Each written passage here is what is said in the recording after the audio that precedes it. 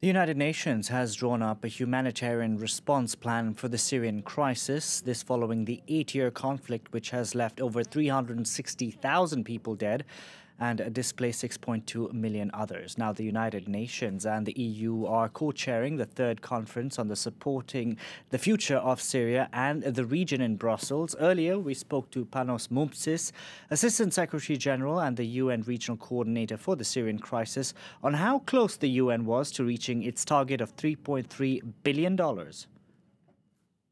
are massive humanitarian needs still inside Syria, almost 12 million people in need, more than 6 million internally displaced, 5.5 million refugees in the neighboring countries. So there's still massive needs throughout the country. And of course, every support from governments, from donors is absolutely needed to continue providing life-saving assistance to millions of Syrians who still find themselves in need of support and are not able to stand on their own feet to cover the needs.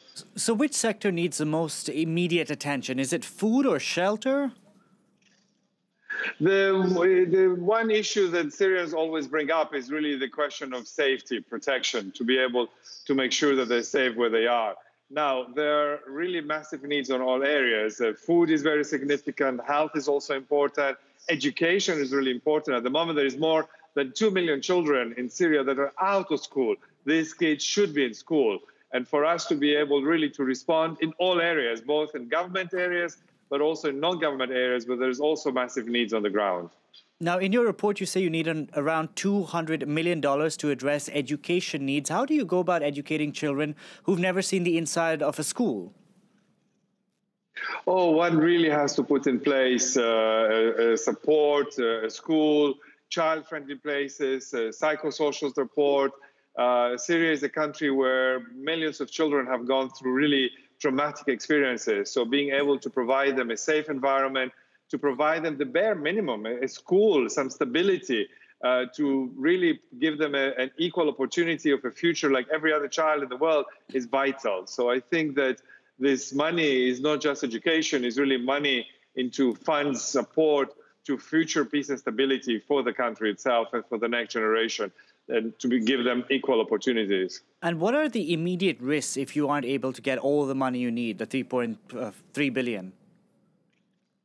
Well, the risk is, of course, is not to be able to provide these very bare minimum life-saving services to people who are desperately in need and dependent on humanitarian assistance. So, for example, we will not be able to provide food, not to be able to provide shelter.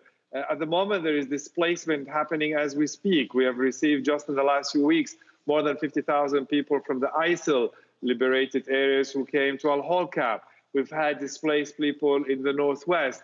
We have people who really lived in a refugee kind of situation and who entirely depend on international support until a solution comes, until a way forward is found. So I think I very much appeal to governments, I appeal to the private sector, I appeal to really everybody to be able to come forward with the financial support that is urgently needed to help us to support Syrians through 2019, while of course we all hope to see more peace and stability inside Syria and less hostilities to ensure protection of civilians and to ensure that the basic needs of people are actually met. Now, you said people continue to be displaced in the country. We do know that, but there have been UN programs to repatriate refugees. How are those going?